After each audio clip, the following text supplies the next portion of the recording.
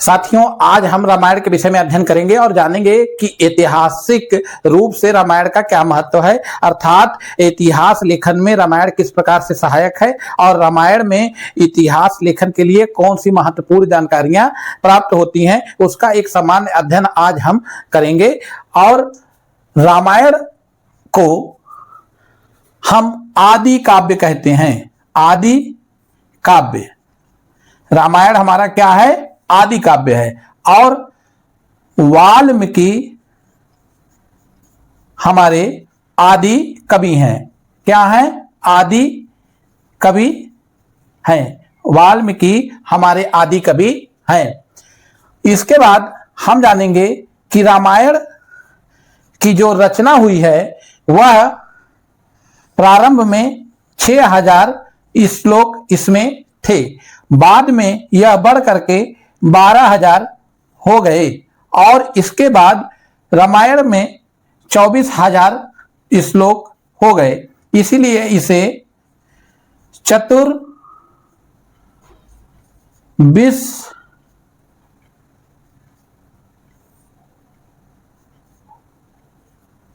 सहस्त्र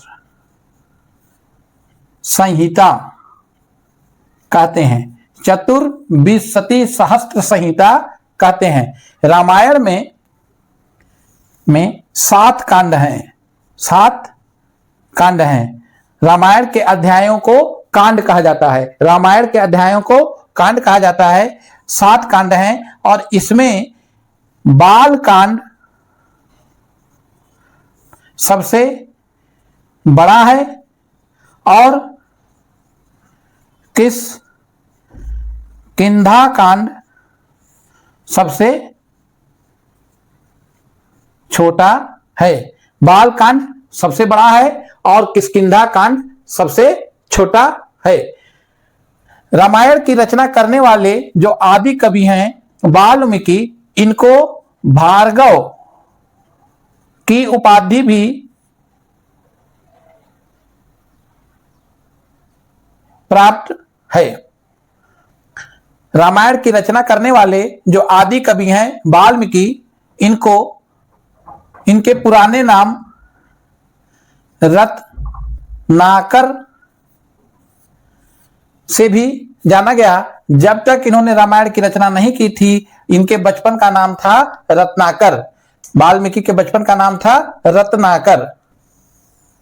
रामायण में शक तथा यवन दोनों का उल्लेख मिलता है और रामायण में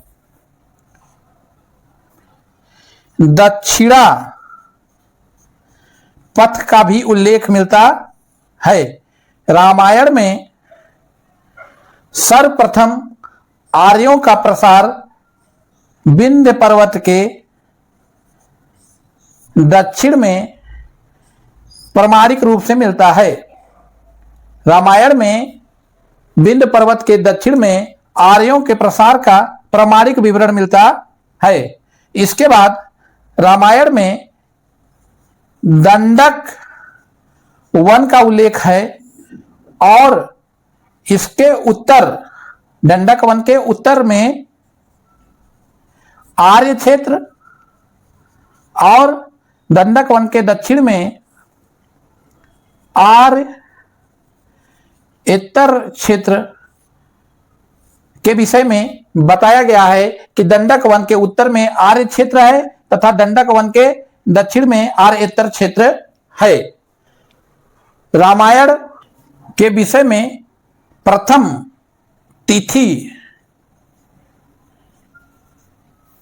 पूर्ण विवरण जैन तथा बौद्ध ग्रंथों में मिलता है। मतलब कि रामायण का तिथि पूर्ण विवरण जैन तथा बौद्ध ग्रंथों में मिलता है। बौद्ध ग्रंथ के अंतर्गत ही दशरथ जातक आता है। दशरथ जातक है जिसमें हमें रामायण के विषय में जानकारी मिलती है। रामायण के विषय में कुछ प्रारंभिक जानकारी भी प्राप्त होती है। तो आज हमने रामायण के विषय में कुछ महत्वपूर्ण बातें जानी कि इनका ऐतिहासिक दृष्टियों से महत्व है। इसके साथ साथ रामायण में 18 तीर्थ का उल्लेख है, अर्थात रामायण में 18 विभागों का उल्लेख है, जिससे हमें कुछ प्रशासनिक जानकारी भी प्राप्त होती है। आज हमने रामायण के विषय में कुछ सामान्य जानकारी की यहां चर्चा की। रामायण क्या है? रामायण हमारा आदि काव्य है, जिसमें भगवान श्री राम की कथा है। इस ग्रंथ में भगवान श्री राम की कथा का वर्णन है। रामायण हमारा आदि काव्य है। आदि काव्य कहने से तात्पर्य यह है कि ये बहुत अधिक प्राचीन काव्य है, या फिर यूं कहिए कि हमारे प्राचीनतम काव्य है। हमारे जो आदि काव्य को लिखेगा वह कवि आदि कवि कहलाएगा, और हमारे आदि कवि हैं वाल्मीकि। हमारे आदि कवि हैं वाल्मीकि, जिन्होंने रामायण की रचना की थी। हमारे आदि कवि हैं वाल्मीकि, जिन्होंने रामायण की रचना की थी। आदि कवि वाल्मीकि के बचपन का नाम रत्नाकर था। बचपन का नाम रत्नाकर था। आदि कवि वाल्मीकि के बचपन का नाम रत्नाकर था।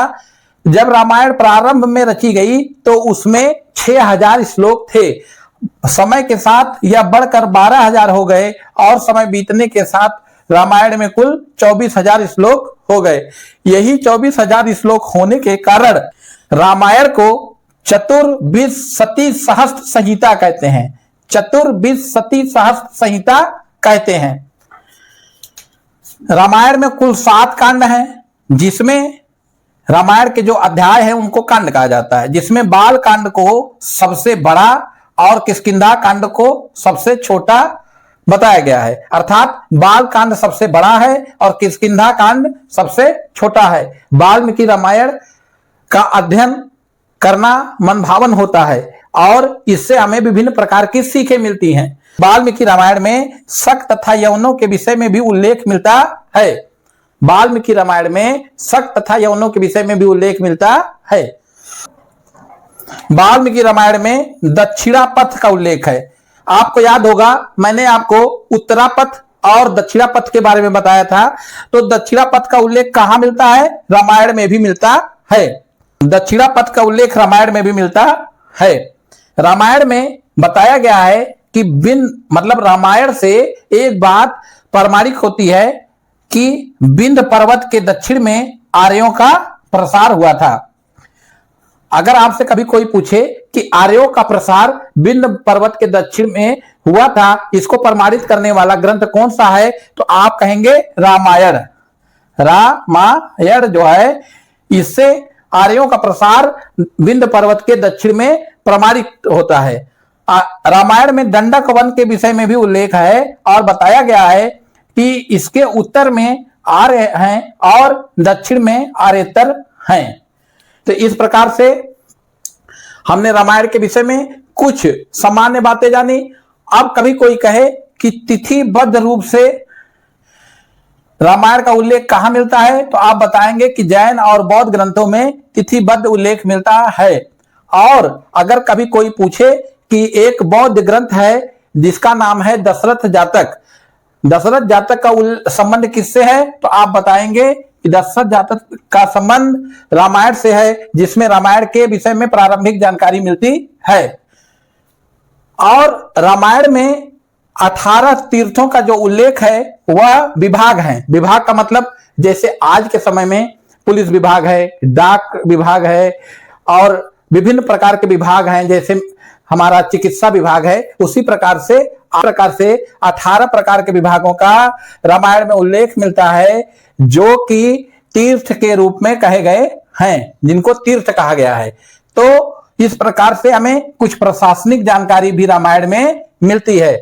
तो आज हमने रामायण के विषय में कुछ तथ्यों का अध्ययन किया और कुछ महत्वपूर्ण बातों को जाना कि इनका ऐतिहासिक महत्व है। नमस्कार, धन्यवाद।